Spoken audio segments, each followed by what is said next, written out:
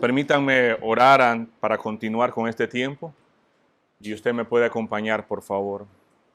Señor Dios y Padre que estás en los cielos, Dios, gracias porque eres bueno. Tu amor es inagotable, Señor. Tus misericordias son nuevas cada mañana. A esta hora, Señor, nos disponemos a meditar en lo que enseña tu palabra. Señor, ayúdanos a todos a poder escuchar tu voz a través de tu palabra. Queremos que usted, Señor, nos ilumine la mente, el corazón, con la poderosa y divina palabra. Señor, enséñanos, corrígenos, instrúyenos, Señor, con tu palabra. Y que tu palabra produzca frutos de fe, de arrepentimiento, frutos que te den honra y gloria a ti, mi Señor. Ayúdame a mí, Señor, a poder predicar tu palabra. Ayúdame a predicar con denuedo, Señor. Que mis hermanos y todos los que estamos acá podamos al final de este servicio de adoración, podamos salir edificados por lo que tu palabra enseña. Y ayúdame, Señor, a callar mis opiniones personales y que solamente y solo tu palabra sea la que hoy nos instruya. En el nombre de tu Hijo Jesús te lo pido, mi Señor. Amén. Amén. Dije que había un dicho muy conocido entre nosotros los nicaragüenses y casi todos los conocemos, ¿no? Nicaragüense por gracia de Dios, decimos, ¿no? La gente sin entender lo que realmente quiere decir lo dicen, sí. Muchas veces la gente dice ese dicho, lo pronuncia con regularidad, pero no abordan ni siquiera una pizca de lo que realmente quiere decir. Nicaragüense por gracia de Dios. Lo dicen más bien por orgullo, por jactancia, pero no trascienden o no meditan en lo que esto significa. Pero si realmente es por gracia de Dios que somos nicaragüenses, si realmente somos nicaragüenses, somos pinoleros, somos gallopinteros, sí, es por gracia, es por algo inmerecido de Dios. Vivimos y nacimos en esta tierra. Bueno, hay unos que pueden vivir acá, son nicaragüenses adoptados, nicaragüenses nacidos, nicaragüenses nacionalizados, y eso es por gracia. Gracia significa regalo no merecido. Entonces, dentro de la voluntad soberana del Señor, está que nosotros vivamos en esta tierra. Pero también somos parte de un continente y a la vez somos parte de una población mundial. A eso hay que agregarle que somos parte de un grupo de creyentes, un grupo de cristianos, ¿no? Como iglesia. Y algo muy cierto es que la gente de este mundo es religiosa. Miles de millones de personas son religiosas. La gran mayoría de las personas se autodominan creyentes. Creyentes en algo. No estoy diciendo que comparten nuestra misma fe. Estoy diciendo que la gente cree en algo. Tiene un tipo de ser, ya sea supremo o inferior, pero la gente cree en algo. Bueno, en el mundo existen 4.200 religiones. 4.200 religiones. Y el 75% de la población global se reparte entre cristianos, el islam, el hinduismo y el budismo. Esos son como los 4 más grandes, pero cada una tiene sus propias subdivisiones.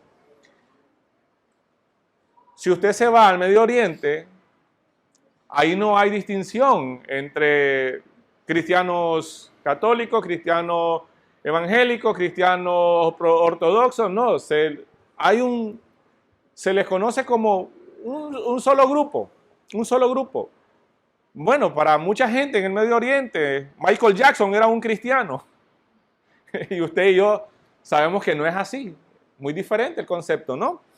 Y vamos a ver hoy lo que la Biblia dice de eso. Entonces,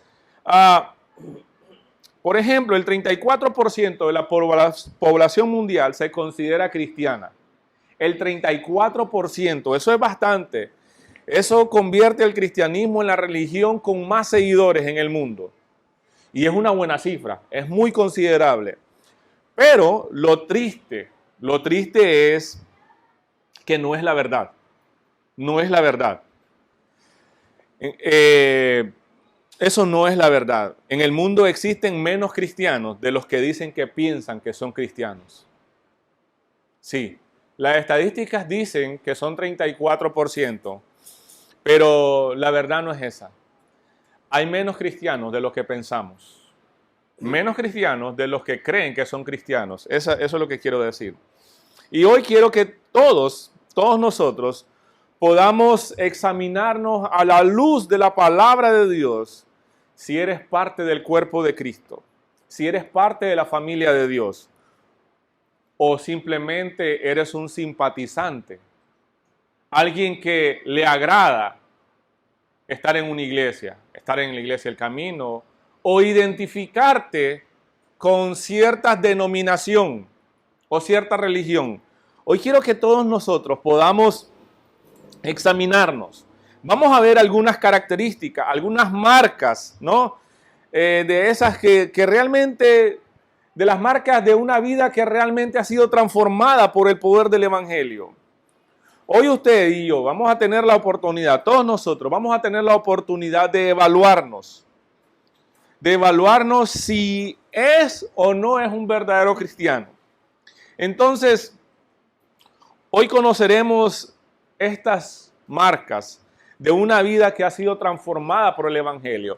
Y al ver estas marcas de una vida que ha sido transformada por el Evangelio, por supuesto que vamos a ver las marcas también de una vida que no ha sido transformada por el Evangelio. Es como cuando usted pone en la misma mesa un billete de $100 falso y uno verdadero, ¿no? Usted comienza a examinar las características, las cualidades del verdadero. Y cuando usted vuelve a ver el otro, usted va a ver que no tiene las mismas características o las mismas marcas. Entonces, así exactamente. Hoy nosotros vamos a adentrarnos a este tema, porque en los domingos pasados hemos venido estudiando, ¿no?, acerca de la salvación, la doctrina de la salvación. Y hemos visto que la salvación es una obra soberana de Dios, una obra de gracia, una obra que Dios la hace, pero también demanda responsabilidad del hombre, como el creer, como el tener fe. Hablamos de la perseverancia, del hecho de que Dios con su poder nos sustenta, nos preserva, pero también el creyente tiene su responsabilidad, ¿no? Entonces, vamos a ver hoy estas marcas de una vida que ha sido transformada en el Evangelio. Vamos a ver cuáles son estas marcas. Y lo que significa ser cristiano. Si mi vida está centrada en el Evangelio o mi vida está centrada en una religión. Como si realmente Dios me ha transformado. ¿Cómo es que realmente Dios me ha transformado? O si realmente he sido transformado por Dios. ¿Cómo puedo estar seguro que he sido perdonado? ¿Cómo puedo estar seguro que he sido salvado de mis propios pecados? No sé si alguna vez usted se ha preguntado o ha tenido dudas acerca de su salvación. ¿Seré realmente salvo? ¿Qué tan seguro estoy de mi salvación? Si hoy usted muriera, bueno, el mañana no es seguro, ¿verdad? El mañana no es seguro. Ninguno de nosotros puede decir que el mañana es seguro para mí, aquí en esta tierra.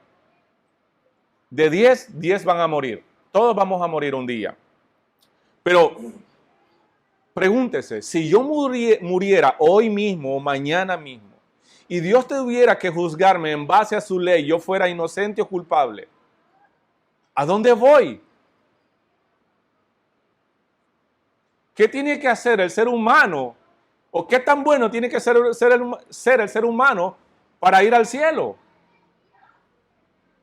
¿Soy lo suficientemente bueno yo como para merecer el cielo?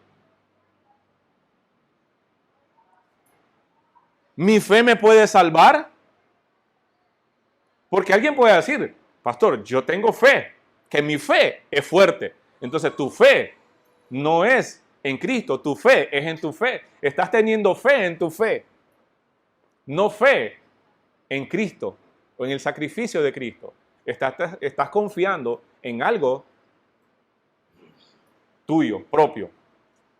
Vamos a ver estas cosas. Y lo que hoy leía Enrique esta mañana, en la primera carta que escribe el apóstol Pablo a los Corintios, es una carta muy interesante porque es una carta bien fuerte que escribe el apóstol Pablo a esta iglesia en Corintios, porque ellos vivían como creyentes, ¿verdad? La iglesia estaba ahí, esta carta es dirigida a unos creyentes, dirigida a una iglesia. Pero el contexto es que el ambiente social, mundano, corrupto, pecaminoso, estaba envolviendo o rodeando a los mismos cristianos, y los mismos cristianos estaban sumergidos a veces en prácticas pecaminosas que no tienen nada que ver con la vida de fe. Ese es el contexto que está sucediendo acá, y por eso que el apóstol Pablo escribe esta carta. Pero usted debe estar o debe saber que el punto de partida de la vida cristiana es la cruz de Cristo. Es la cruz de Cristo, o sea, la obra de Jesús a nuestro favor. Y esa debe ser la motivación principal para la vida de la fe o para la vida cristiana. Y no hay un mensaje más importante en toda la historia que el mismo evangelio. Sin embargo, muchos que dicen ser cristianos, ¿verdad?, viven sus vidas enteras sin entender el evangelio, sin reflejar los frutos que el evangelio produce en la vida de una persona. Entonces, la vida transformada por el evangelio refleja dos cosas básicas. No están en pantalla, pero ustedes las pueden anotar antes de adentrarnos a los principios que vamos a ver hoy. Por ejemplo, algo básico, de ahí esto se va vamos a ramificar o vamos a sacar algunos principios bíblicos acá. Por ejemplo, dos cosas básicas. El arrepentimiento por el pecado. O sea, una vida que ha sido transformada por el evangelio debe reconocer o debe tener presente el arrepentimiento por el pecado. Debe haber convicción por un estado peligroso en el que se encontraba o se encuentra. La segunda cosa es que debe haber una confianza completa en la obra de Cristo. O sea, un abandono de mis esfuerzos personales y una fe solo en Él. Yo debo abandonar mis esfuerzos. Yo debo de abandonar o hacer a un lado mi propia autojusticia o mi propia manera de querer salvarme. Más bien, abandono eso y pongo mi fe en Él. Entonces, miremos el primer principio bíblico de esta mañana. La fe viene como resultado de la regeneración por parte del Espíritu Santo. La fe viene como resultado de la generación del Espíritu Santo, de la regeneración, de lo que hace el Espíritu Santo. Eso nosotros lo encontramos en el libro de Efesios, en la carta que escribe el mismo apóstol Pablo a los Efesios. Escuche lo que dice. Efesios 2:6.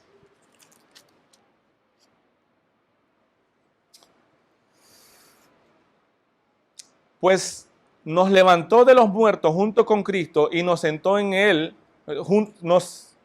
con Él en los lugares celestiales porque estamos unidos a Cristo Jesús. Está hablando de lo que Dios ha hecho en la vida del ser humano, en la vida del que ahora ya es creyente, para poder creer en la regeneración, en lo que hizo. Entonces la fe o la verdadera fe se ve reflejada en la vida de una persona que muestra frutos de arrepentimiento, frutos de fe, frutos de compromiso con el Señor. Y esto incluye, por supuesto, la mente y la voluntad. Entonces, la historia nos dice que los reformadores hablaban de tres aspectos de una fe verdadera. Por ejemplo, ellos decían que debía haber reconocimiento de los beneficios del Evangelio. Reconocimiento de los beneficios del Evangelio.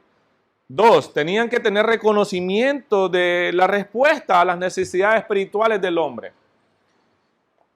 3, un compromiso personal con el Señor Jesucristo por lo que Él hizo en la cruz. Esas tres cosas. Pero un solo aspecto de esas tres cosas no era suficiente, decían los reformadores. Pero las tres cosas juntas mostraban una fe genuina. Muestran que alguien ha sido regenerado por Dios. Lo que los reformadores enseñaban es que la fe salvadora abarca el intelecto, o sea, la mente, las emociones y la voluntad. O sea, yo conozco, yo creo, yo respondo en obediencia. Eso, sencillo. Entonces, el arrepentimiento es un estilo de vida. En la vida es como la marca de una vida que ha sido transformada por el Evangelio es el arrepentimiento, una de las marcas. El arrepentimiento debe ser un estilo de vida.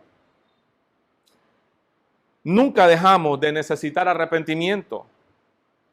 Nunca dejamos de necesitar la fe.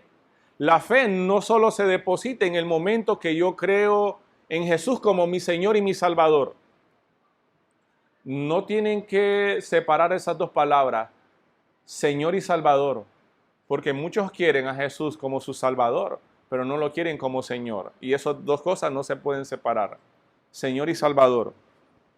Entonces, nunca dejamos de necesitar arrepentimiento, nunca dejamos de necesitar fe.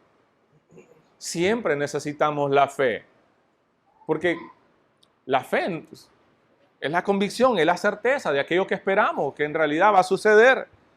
Y estas son dos cosas o dos caras de la misma moneda. A diario pecamos, ¿sí o no? Entonces necesitamos arrepentimiento. Necesitamos acercarnos a Dios con confianza, según Hebreos 11:6. No es fácil porque nuestros corazones son engañosos, dice Jeremías 17:9. A veces, o casi siempre, somos buenos en practicar falso arrepentimiento, ¿no? ¿Cuál es el falso arrepentimiento? Cuando la persona lo que siente es remordimiento. Pero mire qué interesante. Usted puede confesar sus pecados sin necesidad de estar arrepentido. Una cosa es confesar. Confesar es revelar, no compartir lo que hice y reconozco que está mal. Pero el arrepentimiento conlleva a un anhelo, un deseo profundo de no volver a hacer lo que yo hice. Un giro de 180 grados, no de 360, porque yo voy acá, el arrepentimiento es como que yo voy acá caminando. Alguien me detiene y me dice, vas camino a un abismo y ahí vas a morir. Si seguís caminando en esa misma dirección, vas a morir. Entonces lo que yo hago es media vuelta.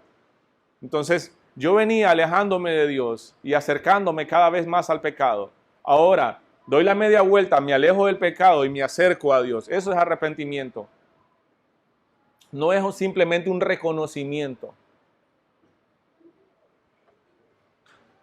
Entonces, algunas características del verdadero arrepentimiento es que es vertical. Es vertical. Está centrado en Dios y no en mí. Es como lo que hizo, ustedes lo pueden anotar ahí en sus boletines. Para eso tienen boletines y lapiceros. Salmo 51, cuando el profeta visita al rey David y había cometido pecado con esta mujer, Betsabé, la mujer de Urías. Entonces, David no dice, la qué mal hice, pequé contra este hombre. No, dice, contra ti he pecado. Solo contra ti, Señor. Entonces, cuando uno reconoce que ha pecado, debe reconocer también que tu pecado fue vertical. Que tu ofensa no fue simplemente una ofensa horizontal a tus semejantes. No fue a tu esposa, no fue a tu esposo, no fue a tus familiares, no fue a un hermano en la iglesia. Tu ofensa, tu pecado fue a Dios. Fue vertical. Otra de las características del verdadero arrepentimiento es que está motivado por la tristeza de Dios. A causa de nuestros propios pecados, el arrepentimiento es de continuo. Y la convicción de pecado es una marca de amor paterno de Dios. Tiene que ver con el corazón y no solo con las acciones externas. Entonces, vamos a ir al Salmo 51 para que ustedes escuchen las palabras del salmista, en este caso David, ¿no? Yo estoy leyendo en la Nueva Traducción Viviente. Quizás ustedes tengan una traducción como la Reina Valera, que es una traducción un poco más tradicional, pero me gusta la Nueva Traducción Viviente porque es bastante clara en cómo está traducida. Entonces, escuchen lo que dice el Salmo 51:4. Contra ti y solo contra ti he pecado. He hecho lo que es malo ante tus ojos. Está hablando acá un hombre, un rey, cuando es visitado por el profeta Natán, después de que había pecado, un pecado de adulterio. Y el rey David dice, ten misericordia de mí, oh Dios, debido a tu amor inagotable. A causa de tu gran compasión, borra la mancha de mis pecados. Lávame de la culpa hasta que quede limpio y purifícame de mis pecados. Pues reconozco mis rebeliones, día y noche me persiguen. Contra ti, solo contra ti he pecado. He hecho lo que es malo ante tus ojos. Y ahora viene en el versículo número 10. Crea en mí, oh Dios, un corazón limpio y renueva un espíritu fiel dentro de mí. Esta debería ser nuestra oración cada vez que pecamos y ofendemos la santidad del Señor. No solo vayamos donde la persona que hayamos ofendido y comencemos a derramar lágrimas, como le dice la gente, lágrimas de cocodrilo, ¿verdad? Sí. No, entre paréntesis. Pero sí, el verdadero arrepentimiento implica un arrepentimiento vertical. La motivación debe ser la tristeza, la ofensa que hemos hecho a nuestro Dios, a nuestro Señor. Y me encanta cómo lo describe el teólogo A.W. Tozer. Dice, la ofensa es tan grande o pequeña de acuerdo al ofendido. Cuando usted ofende al Creador de los cielos y la tierra, al Dios eterno, inmutable, todopoderoso, omnisciente, omnipotente, santo, justo, debemos caer como cayó Isaías, ¿no? Estoy muerto, dijo Isaías, porque soy pecador. Entonces, esa es la actitud con la que un verdadero creyente, esa es una de las marcas de una vida que realmente ha sido regenerada. Esa es una de las marcas de una vida que ha sido transformada por el Espíritu Santo, por el Evangelio mismo, pues. Entonces, sí, implica reconocer tus pecados, sentir la tristeza por ellos y volver hacia Dios en busca de perdón, en busca de transformación. Es lo que le dijeron un grupo de judíos a Pedro y a Juan cuando estaban predicando. Y le dice, hermanos, ¿qué debemos hacer nosotros? Le dice. ¿Qué podemos hacer? Arrepiéntanse de sus pecados, bautícense, dice. Y ese día se agregaron como 3,000 personas a la iglesia, dice. La regeneración o el nuevo nacimiento también produce una búsqueda de santidad. Una búsqueda de santidad.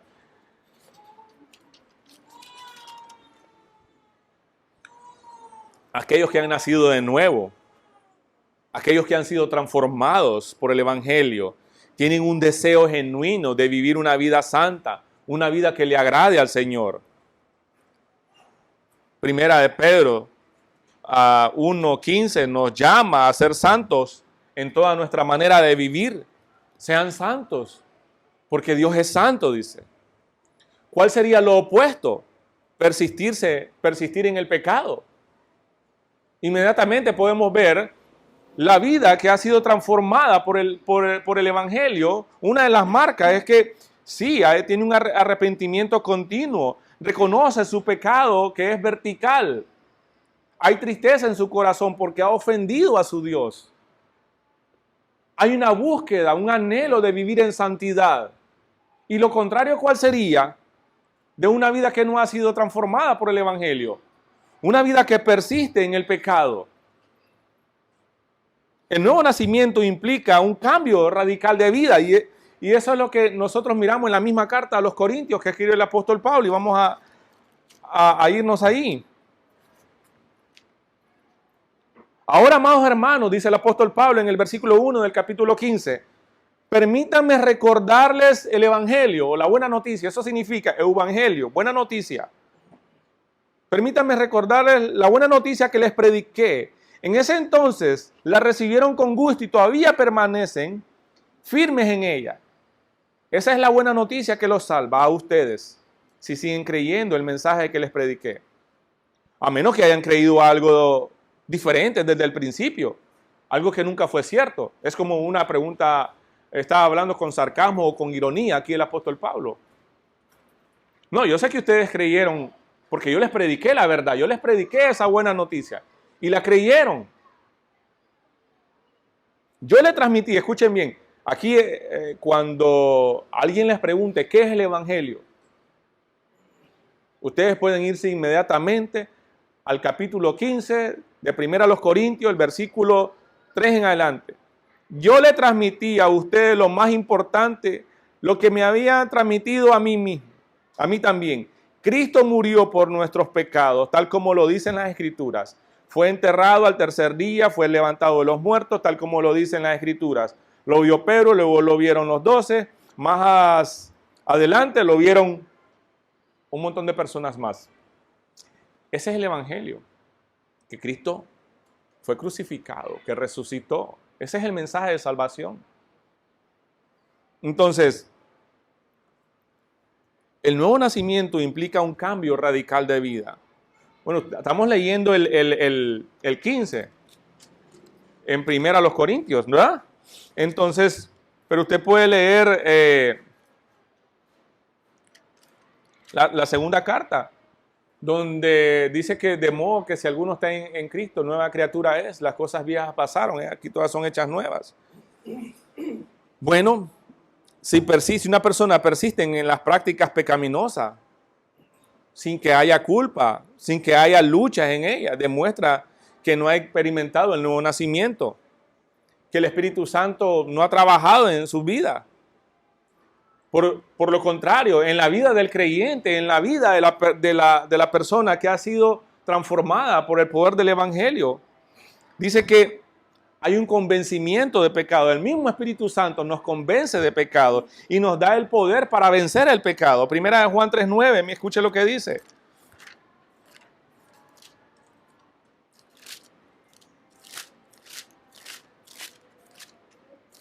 Primera de Juan 3:9. Los que han nacido en la familia de Dios, los que se caracterizan por practicar, no se caracterizan por practicar el pecado, porque la vida de Dios está en ellos, así que no pueden seguir pecando porque son hijos de Dios. Esa es la diferencia entre una persona que ha sido transformada por el Evangelio y una persona que no ha sido transformada por el Evangelio. Y tengo algunas noticias para ustedes. El próximo año vamos a adentrarnos a estudiar estas epístolas, estas cartas que escribe el apóstol Juan. Primera, segunda y tercera carta. Vamos a verla un poco más de cerca. Pero usted puede ver lo opuesto, ¿no? A una vida que ha sido transformada. La diferencia entre una vida que ha sido transformada y una vida que no ha sido transformada. Entonces, la vida que ha sido transformada por el Evangelio también crece naturalmente. Crece naturalmente. Creo que en el pasado he dado este ejemplo, ¿no? Como cuando un niño tierno nace en la familia, ¿no? Y toda la familia se alegra porque ya llegó la muchacha, ya llegaron los padres, ya llegó el niño, el recién nacido. ¡Qué alegre! Vamos a hacer una fiesta porque ya nació el niño.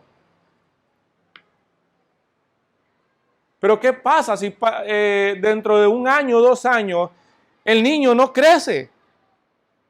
Miramos que el niño no hay un cambio de tamaño. Se queda ahí por 2 años del mismo tamaño, 3 años y no crece. Hay un problema, ¿sí o no? Hay un problema. Pero lo natural es que este niño comience a crecer de una manera natural. Por supuesto, hay alimentos, ¿no? que pueden generar proteína y todo lo que puede ayudar al crecimiento del bebé. Entonces, cuando un niño no crece, sí hay un problema. de alimentación, de genética, hay algo interno en él.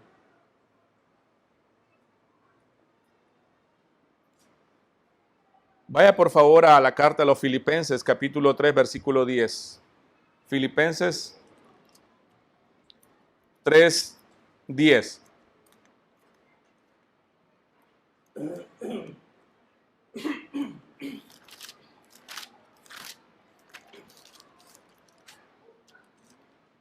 Escuche lo que dice. Quiero conocer a Cristo y experimentar el gran poder que lo levantó de los muertos. Quiero sufrir con Él y participar de su muerte para poder experimentar de una u otra manera la resurrección de los muertos. No quiero decir que ya haya logrado estas cosas ni que ya haya alcanzado la perfección, pero sigo adelante a fin de hacer mía esa perfección para la cual Cristo Jesús primeramente me hizo suyo. No, amados hermanos, no lo he logrado. Pero me concentro solo en esto, olvido el pasado y fijo la mirada en lo que tengo por delante. Y así avanzo hasta llegar al final de la carrera para recibir el premio celestial, el cual Dios nos llama por medio de Cristo Jesús. La vida que ha sido transformada por el Evangelio crece naturalmente, pero también no se conforma con saber que hay un Dios. No se conforma que hay un ser superior. Tiene un deseo, tiene un anhelo de conocerlo más y más. El cristianismo no es simplemente una religión. Cuando hablamos del cristianismo, estamos hablando de una relación personal con Cristo. ¿De qué me sirve saber de un Dios con quien no quiero tener nada que ver? ¿De qué le sirve saber a usted que Dios existe? Bueno, los demonios creen en Dios. R.C. Sproul se quedaba asustado porque decía, los demonios no han llegado al punto que han llegado los ateos. Los demonios reconocen que existe un Dios todopoderoso y los ateos dicen que no existe Dios. Ni los demonios llegaron a ese punto. Pero ¿de qué les sirve a los demonios saber intelectualmente y temblar ante Dios si siguen haciendo lo malo, lo perverso? Y no es que un día alguien en algún momento se van a arrepentir, no, ellos ya están condenados. Entonces, ¿de qué le sirve saber a la gente? ¿De qué le sirve saber a una persona de un Dios con quien con quien no quieren tener una relación? Miren, el conocimiento que tenemos de Él nos debe primeramente persuadir. Nos debe persuadir en temor, en reverencia. Y después nos debe guiar a una confianza, a un compromiso. Eso es lo que causa conocer más a Dios. Y este es el peligro para los estudiantes de teología, que se llenan con un montón de información, con un montón de conocimiento histórico, con un montón de conocimiento y de doctrina, de teología, un montón de cosas. Pero una intimidad con Dios, un deseo de permanecer en la presencia de Dios, un deseo de orar, de meditar, de sentarme en, qué sé yo, en la acera de mi casa o en mi silla preferida o favorita, ahí en silencio cuando los niños, la esposa, el esposo está dormido y pasar 5, 10, 15 minutos contemplando la belleza del Señor, dándole gracias por la vida, por el aire que usted respira, por la salud, por su provisión, por la salvación que le ha dado. Entonces, la vida que ha sido transformada por el Evangelio no se conforma con que una vez aceptó a Cristo en una campaña, en una masiva, en una vigilia, no sé dónde. No se conforma con eso. Crece naturalmente. Hay un anhelo. O no me digan que Pablo no conocía al Señor. No me digan que Pablo no conocía las leyes judías. No me digan que Pablo no conocía todo el Antiguo Testamento. por lo menos la ley, el Pentateuco, fue criado a los pies de Gamaliel. Hebreo de hebreos, dice él. En cuanto a la ley, nadie me puede poner un pie adelante. Las cumplo al pie. Pero él dice, quiero conocer a Cristo. Quiero experimentar el poder que lo resucitó de los muertos. Quiero conocerlo más y más. No, hermano, dice, no lo he logrado. Olvido el pasado, y creo que hace algunos meses meditamos en esto. No me fijo si mi pasado fue horrible, fue bonito, fue doloroso. No me concentro en que fui el más sufrido cuando yo era niño. Mis padres me abandonaron. Me crié sin papá y sin mamá. Nunca supe lo que es un abrazo.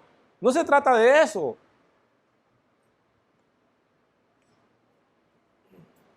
Se trata de anhelar.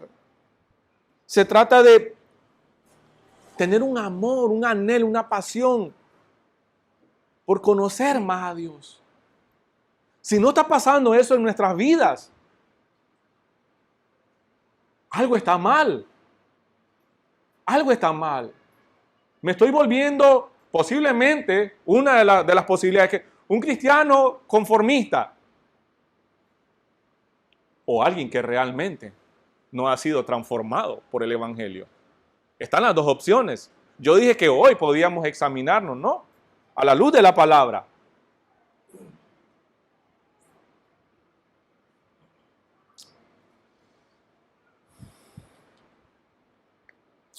¿Podremos pensar en Dios sin que al mismo tiempo pensemos que somos hechura de sus manos? O sea, por derecho natural y por derecho de creación, estamos sometidos a su señorío. Le debemos nuestra vida. Entonces, con mucha más razón. Entonces el apóstol Pablo no estaba conforme con solo saber algo de Cristo. Él quería conocerlo más y así experimentar su poder. Lo que había causado, o sea, el impacto del Evangelio en nuestros corazones, produce gratitud. Gratitud a Dios, produce amor a Dios, produce obediencia a Dios, produce un anhelo de darle gloria a Él.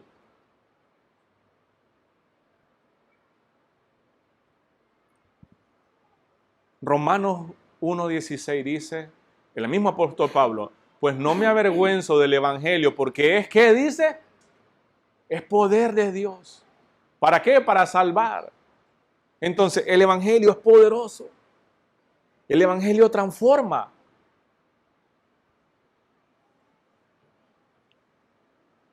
En las carreteras de Chinandega he visto algunos rótulos de taxi, algunos vehículos que dicen, el Evangelio cambia. No, el Evangelio no cambia, el Evangelio es el mismo. El Evangelio lo que hace es cambiar a la persona. El Evangelio transforma. Eso es lo que sí sucede. No hay nada en el mundo que pueda causar mayor asombro en la vida de un hombre que el mismo Evangelio de Cristo.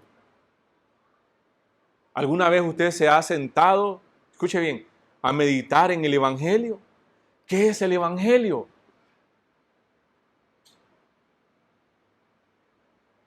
¿Qué es el Evangelio? Pregúntese. Y comience a investigar entonces. Pues son las buenas noticias de que un día Dios envió a su Hijo, lo más amado, lo que vimos el domingo pasado, lo más amado, para salvar al pecador, para salvar a sus enemigos, para que todo aquel que en Él crea no se pierda, mas tenga vida eterna. Pero como el creer es un fruto de lo que produce el Espíritu Santo en el corazón del hombre, entonces el creer incluso es un regalo de Dios.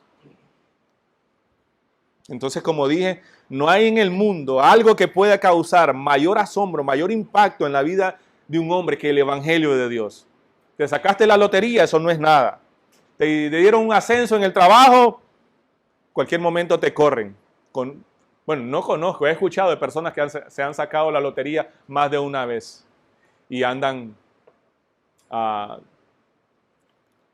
como si nada, no tienen nada. No aprovecharon nada de eso. Lo puede perder en cualquier momento. Entonces, pero el mensaje de salvación, las buenas noticias de perdón, eso no tiene precio. Eso no tiene precio. Cuando somos cautivados por el Evangelio, brota un anhelo para seguir creciendo en el conocimiento de Cristo. Un anhelo para servirle. Entonces, la vida que ha sido transformada por el Evangelio muestra frutos del Espíritu. Gálatas 5:22 dice, ahí enumera el fruto del Espíritu: el amor, gozo, la paz, la paciencia, benignidad, bondad, fe, mansedumbre, templanza. Estos frutos muestran una vida, o muestran que son evidencias de una vida que ha sido transformada por Dios. Es simplemente eso. Simplemente, pero poderosamente. La vida que ha sido transformada por el Evangelio tiene un deseo, un anhelo de obedecer a Dios. Lucha contra el pecado. Lucha contra el propio yo.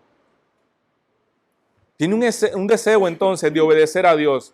Entonces aquellos que han nacido de nuevo tienen un anhelo de obedecer los mandamientos de Dios. Jesús dijo, ¿no? Juan 14:15. Si ustedes me aman, guarden mis mandamientos. Entonces tu creencia, mi creencia se muestra a través de nuestra obediencia. Ahí está. No es lo que yo diga, sino cómo es que yo viva.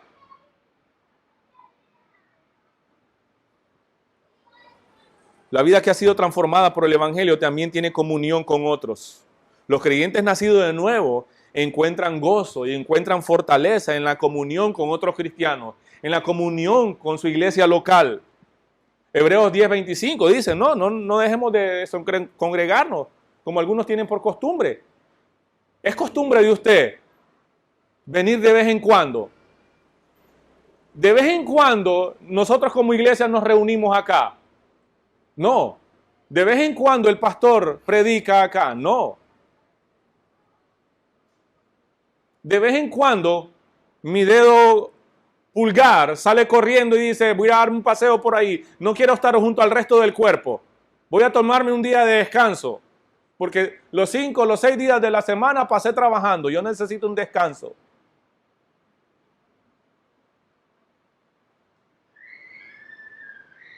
Si somos un cuerpo, permanecemos juntos, unidos. Por supuesto, tenemos un contexto, ¿no? Cada quien tiene una vida personal. Pero el día que la iglesia local se reúne, cada miembro de la iglesia local debe anhelar estar junto a sus hermanos. Mire, cualquier cosa, escuche bien, cualquier cosa que no sea una emergencia que te impida estar junto a tus hermanos en un servicio de adoración, seguro no es la voluntad de Dios. Cualquier cosa. Y hay una parábola, una historia donde Jesús invita, le cuenta a sus discípulos, a un grupo de gente, el gran banquete que un hombre había preparado. Comenzó a invitar a gente de la clase alta, pero ninguno pudo. Uno había comprado una yunta de bueyes, otro se iba a casar, otro había comprado una finca, y cada uno de ellos puso una excusa.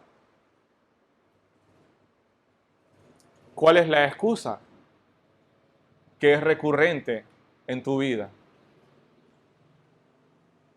Solo pregunto. Déjeme hacerle otra pregunta. ¿Existe la posibilidad en tu corazón de que estés menospreciando a tus hermanos acá, a esta comunidad de creyentes? Pregúntese, ¿estoy amando a mis hermanos de la Iglesia Bíblica El Camino? ¿O me estoy amando a mí mismo? Usted, antes de poner la cabeza en su almohada, puede meditar en estas preguntas y órele a Dios para que Dios le muestre qué es lo que usted está haciendo. Y si usted está haciendo algo que no es correcto, puede ser algo pecaminoso. Pídale perdón a Él y arrepiéntase.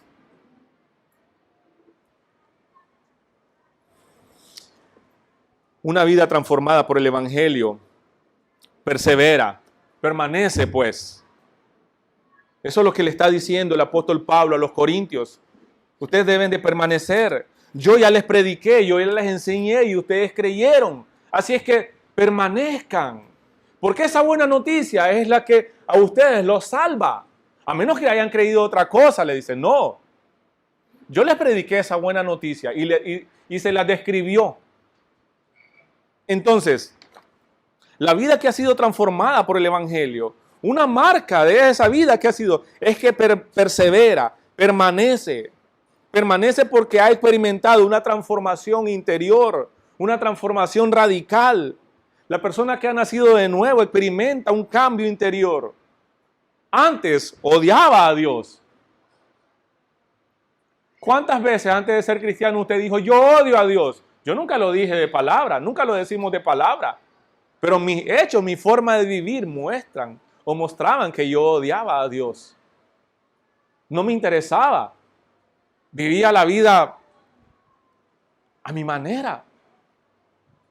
Hacía lo que a mí me agradaba. Me estaba haciendo un daño a mí mismo. Le hacía un daño a mis semejantes, a la gente que vivía a mi alrededor. Pero también estaba ofendiendo a un Dios santo, santo, santo. Y por supuesto, la ira de Dios estaba como un infrarrojo apuntando directo a mi frente. La ira de Dios estaba contra mí.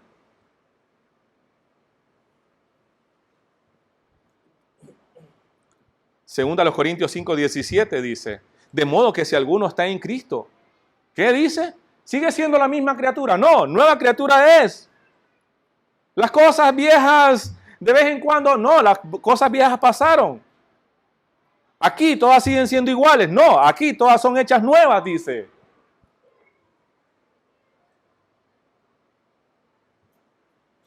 Mire, si tu vida ha sido transformada por el Evangelio, debes darte cuenta que incluso tus publicaciones en las redes sociales son pecado, porque son ofensivas a Dios. Porque las haces o las hacen sin pensar, sin meditar, si esto es agradable o no es agradable a Dios. ¿Con qué intención publicas algo? Pregúntese. Antes de publicar algo, ¿por qué voy a publicar esto? ¿Cuál es mi intención? Yo puedo postear una prédica, un short, como le dice, un video corto. Y puede ser que el video teológicamente sea correcto, bíblicamente sea inspirador. Pero la motivación es para exaltarme a mí, para buscar fama. Y eso es pecaminoso también. Entonces, ¿por qué lo voy a hacer? ¿Es para mi gloria? ¿Es para la gloria de Dios? ¿O por qué? Me acuerdo en el grupo de jóvenes cuando discutíamos estas cosas, que si algo era pecado, que si no era pecado, pero que la Biblia no lo decía. Y en un estudio bíblico, creo que sí recuerdo que nos decían, si no edifica, no lo digas, no lo hagas y no vayas ahí, a ese lugar. Algo así decía. Y nos regalaron unas pulseritas así que me acuerdo que decía, ¿qué haría Jesús en tu lugar? ¿O qué haría Jesús en lugar de eso? Entonces, si lo que escribió el apóstol Pablo ahorita, lo que estamos viendo entre las marcas de una vida que ha sido transformada en el Evangelio y una que no ha sido transformada, ¿qué diría de usted el apóstol Pablo hoy? ¿Qué diría? Solo pregunto, ¿verdad? Estamos meditando. Es necesario. Para esto es el tiempo de la predicación. Y para mí es bueno que la predicación sea de una vía. En un estudio bíblico, sí, donde hay preguntas, donde podemos levantar la mano. Pero en la prédica es la palabra de Dios para todos nosotros. Entonces, una vida que ha sido transformada por el Evangelio, también es una vida que está centrada en la cruz. Y quiero que ustedes puedan ver acá un gráfico, creo que lo pusieron los muchachos. Aquí está. Ustedes pueden ver el inicio, a la conversión, el punto de allá. Cada vez que la cruz se está agrandando, es porque hay un creciente conocimiento, una creciente conciencia de la santidad de Dios.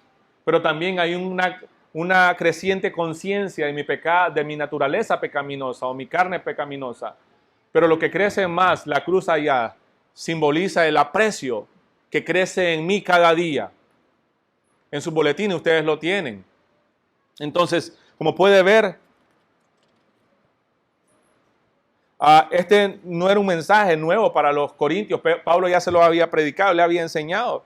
Ellos habían oído el evangelio, ellos lo habían creído, fueron salvos por fe. Entonces, la vida transformada por el evangelio también es una vida centrada en la cruz.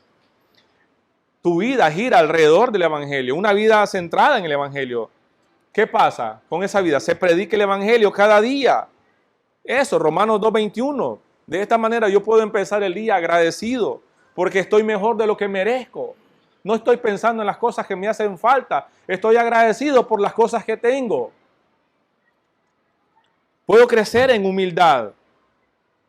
La humildad produce gozo en mi corazón. La humildad puede producir servicio a mi familia, puede producir servicio a mis semejantes. Puedo servir en mi iglesia, aún en medio de las cosas cotidianas que tengo que hacer en la vida. No solo me enfoco en mí mismo, no tengo tiempo.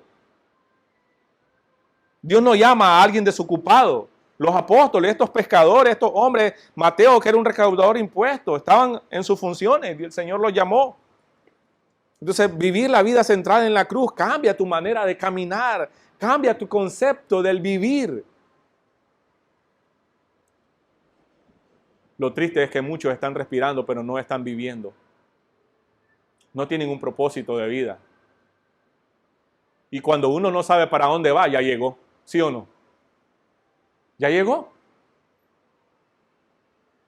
No va a ningún lugar. La vida transformada por el evangelio también testifica y proclama el evangelio. Aquellos que han nacido de nuevo tienen deseo de compartir el evangelio a otros. Y me gusta cómo lo decía Charles Spurgeon. Si no tienes anhelo de que otros sean salvos, cuidado, tú mismo no eres salvo, dice.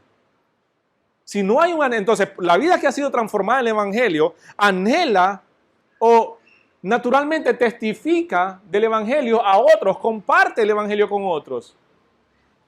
Entonces, si no hay un anhelo en tu corazón para que otros sean salvos, cuidado, tú mismo no eres salvo. ¿Qué es un cristiano entonces? Un desgraciado que encontró un lugar donde había pan y llama a otros hambrientos y les dice, aquí hay pan para comer. Ese es un cristiano. La aplicación para nosotros, amada iglesia, está en Juan 15, versículo 1 en adelante, cuando el Señor Jesús dice, yo soy la vid verdadera, ustedes son los pámpanos. Y quiero decirles que las marcas de una vida transformada por el evangelio las produce el Espíritu Santo. Yo no puedo forzarla. Alguien puede ver en mí algunas actitudes buenas, un ejemplo. En un no cristiano, alguien que no ha sido transformado, pueden ver algunas actitudes buenas. Pueden haber algunos cambios morales. Puedo dejar algunas adicciones. Pero no ha pasado nada internamente. Porque las marcas las produce el mismo Espíritu Santo. Usted no va a ver papayas en un palo de mango. No se puede. Lo que hace el evangelio es producir pasos de fe. Lo que hace el evangelio es producir cambios auténticos y permanentes, duraderos, no temporales. Una vida que no ha sido transformada el evangelio, puedes vivir por algunos meses, por algún tiempo, creyendo que es alguien, creyendo que es un cristiano, comportándose como un cristiano. Pero después de cierto tiempo, sale a la luz la verdadera persona. ¿Por qué? No ha habido un cambio, no ha habido una regeneración, no ha habido un nuevo nacimiento. Entonces, cuando usted comienza a ver un árbol crecer pequeño, ¿no? Usted a veces se confunde, no sabe. Las hojas se parecen al mango, pero también se parecen al aguacate. No sé si es mango papaya, mango caraña. hasta que ya comienza a dar frutos. Usted puede distinguir qué tipo de árbol es por los frutos.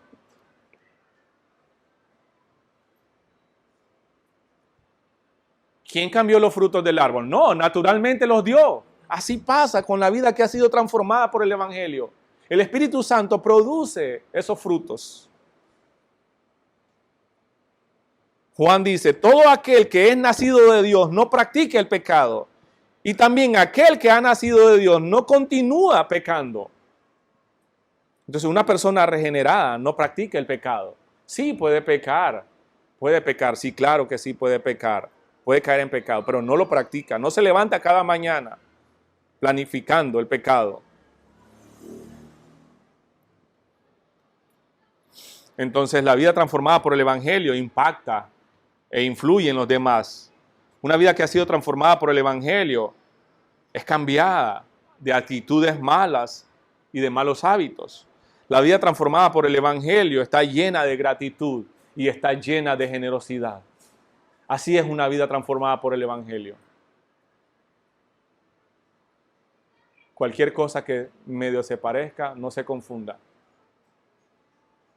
Yo dije la última vez, el trigo y la cizaña crecen juntos. Esfuércese por demostrar que usted es trigo. Y no se aflija porque la cizaña está creciendo. Un día van a ser separadas. Si usted es trigo, esfuércese entonces por demostrar y dar frutos que realmente es trigo.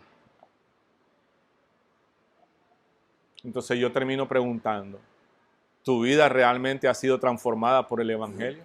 No me conteste a mí, contéstese usted. ¿Saben? Hay algo que es peor a no ser cristiano.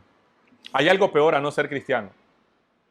Lo peor es creer que lo eres cuando no lo eres. Eso, vivir engañado pues. Amada iglesia, yo sé que este mensaje puede doler en el corazón. Yo sé que este mensaje puede ser retador. Pero el día de mañana no es seguro. ¿Tú estás seguro de tu salvación? ¿Estás 100% seguro que eres salvo? ¿Estás 100% seguro que eres cristiano? ¿Por qué eres cristiano? ¿Qué te hace ser un cristiano? ¿Tus frutos, tu forma de vivir demuestran que eres un verdadero cristiano? ¿O solo alguien que simpatiza con la religión del cristianismo? ¿Tienes una relación personal con Cristo? Pastor, es que yo ahora soy evangélico porque en los evangélicos son más alegres, hasta bailan algunas veces, danzan. Ahí en la iglesia católica no.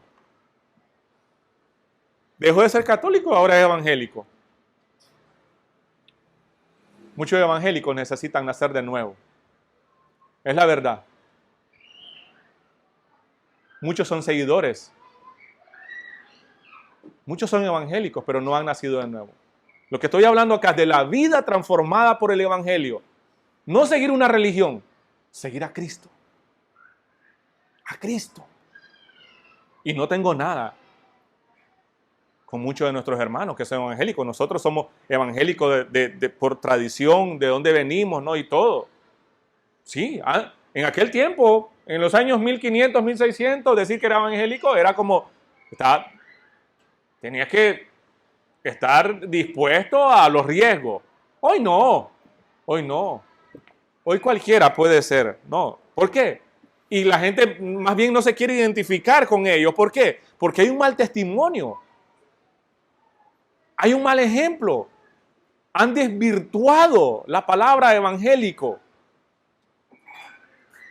Es como cuando alguien viene y mira la cruz acá. ¿Y por qué tienen una cruz? Es un pedazo de madera que se va a podrir un día. No lo veneramos. Es solo un adorno, pero que nos recuerda que un madero así como este, nuestro Señor Jesucristo entregó su vida. En un lugar como este se sacrificó. Pagó el precio que nosotros no podíamos pagar. Eso es. Nos recuerda, la cruz nos recuerda el Evangelio. Oremos. Señor y Padre que estás en los cielos, oro, Señor, en el nombre de tu Hijo Jesús, en agradecimiento primero, Señor, por tu palabra, porque ella, Señor, nos obliga a ir, a conocer la verdad, a meditar, Señor, en tus verdades y a examinar nuestras propias vidas, Dios. Ayúdanos, Señor, a permanecer, a reflejar que realmente hemos sido transformados por el poder del Evangelio. Y si hay alguien aquí, Señor, que tiene dudas, si hay alguien aquí, Señor, a quien tú estás llamando, pero esta persona está luchando con su propia voluntad, yo oro, mi Señor, en el nombre de tu Hijo Jesús, para que tú hagas una obra, un milagro en el corazón de esta persona y de una vez por todas, Señor, regeneres, le des un nuevo nacimiento, una nueva vida que cambie su corazón. Pásalo, Señor, de muerte a vida y que esta persona comience a dar frutos de verdadero arrepentimiento, de verdadera fe. Y aquellos, Señor, que de alguna manera se han conformado con solo saber y conocer un poco de ti, pero que se han enfriado con una relación conformista con usted. Yo oro, Señor. Yo oro, Señor, para que todos acá, como iglesia, podamos volver al primer amor, podamos recordar de dónde usted nos sacó, lo que tú hiciste en favor de nosotros, Señor. Oro, mi Señor, para que el poder del Evangelio pueda producir frutos, no solo aquí, Señor, no solo que se puedan ver acá en las cuatro paredes de la iglesia, sino allá afuera, Señor, en nuestras comunidades, en nuestras familias, en nuestros trabajos, en el colegio, en la universidad, con el vecino, con el amigo. Mi Señor, ayúdanos, Dios,